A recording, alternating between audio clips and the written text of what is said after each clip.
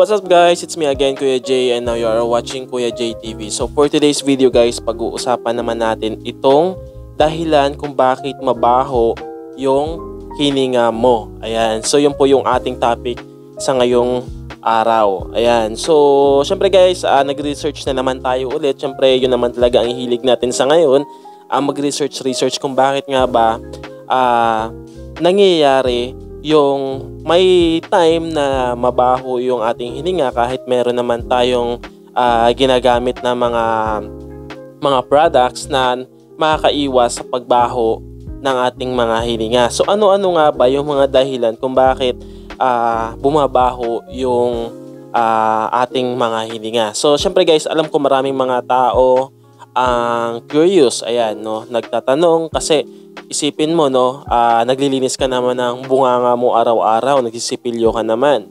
So bakit nagkakaroon pa rin ng pagkakataon na bakit nagkakaroon ng pagbaho yung ating mga hininga? Ayan, so dahil curious din ako, no, kasi normal lang naman talaga na bumabaho talaga yung ating hininga. So nag-research tayo. So ito na nga guys, no, sabi ng ating kaibigan, ang dahilan ng pagbaho ng hininga o yung halitosis ay karaniwang may kaugnayan sa bakterya sa bibig. Pero marami pang ibang posibleng sanhi. Narito ang mga pangunahing dahilan. Ayan, so ito po yung mga dahilan kung bakit bumabaho yung paghinga. Ayan. Number 1, bakterya at pagkain sa bibig. So yun po yung kauna-unahan.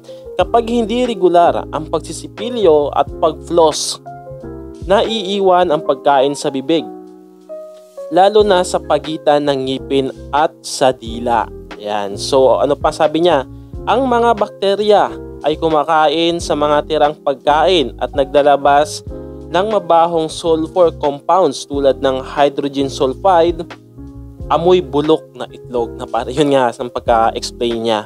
So syempre guys, no, normal naman sa atin na pagka tayo ay kumakain, tayo ay nagsisipilyo. So very normal po yung ganong pagkakataon. So syempre nangyayari lang talaga yung pagbaho kung hindi mo nakalimutan mo na magsipilyo, di ba?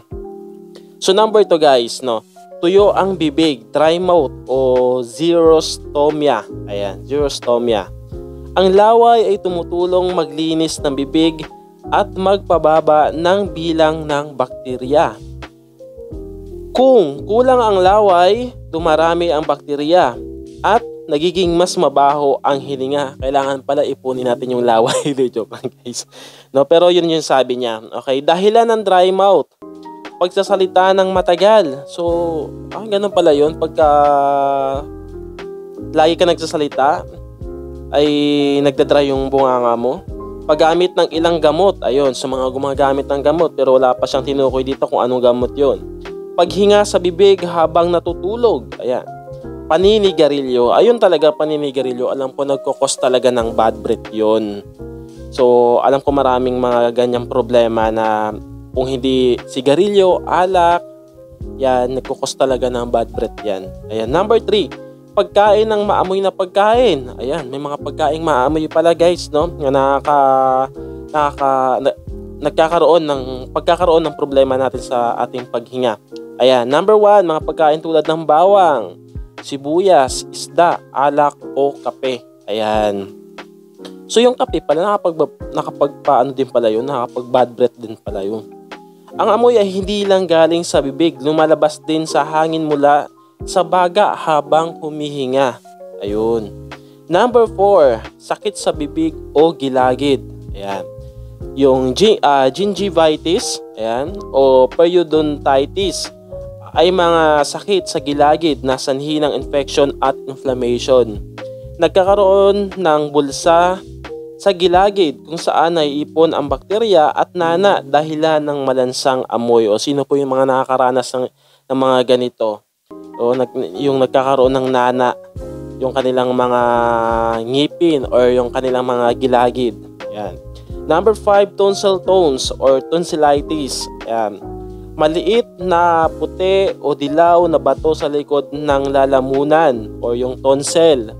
Nagawa sa patay na cells, tirang pagkain, bacteria. So yun din po ay isa sa mga nagkukos ng bad breath. Ayan. May napakabahong amoy. Ayun. Na-try nyo na bang amoyin yun? No? Na-try nyo na bang amoyin yung mga ganon? Number 6, medical na kondisyon. Hindi lahat ng bad breath ay galing sa bibig, sanhi. Ayan. Kaya sabi, minsan ay may malalim na sanhi. Ayan. Sinus infection o post-nasal drip. Acid reflux o yung GERD, diabetes, acetone-like breath kung uncontrolled. Liver or kidney disease. Rare pero posible. Yun ang sabi niya, mga kondisyon yun, medical na kondisyon. Number 7, paninigarilyo at alak. Nakakasira sa laway, gilagid at ngipin. Nagdadagdag ng matagal na amoy ng usok sa hininga. Ayan. Kaya sabi niya dito guys, kung ang hininga ay mabaho, kahit regular ang toothbrush at floss, mainam magpatingin sa dentista o doktor para masuri ang posibleng ibang sanhi. Ayan, yun yung ating topic ngayon guys, no?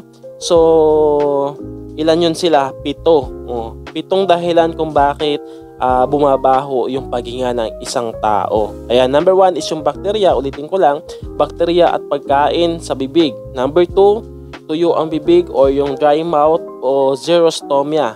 Ayan. Number 3, pagkain ng maamoy na pagkain. Ayan. Number 4, sakit sa bibig o gilagid. Number 5, tonsil stones o yung tonsillitis. Number 6, medical na kondisyon. Number 7 ay paninigarilyo at alak. Ayan. So, for today's video guys, yan lang muna ang ating mailalahad ngayon. So, thank you for watching this video and I hope na meron kayo natutunan sa ating video na ito kung bakit nga ba bumabaho, kung ano yung mga dahilan ng pagbaho ng ating mga bibig. Ayan. So, thank you for watching.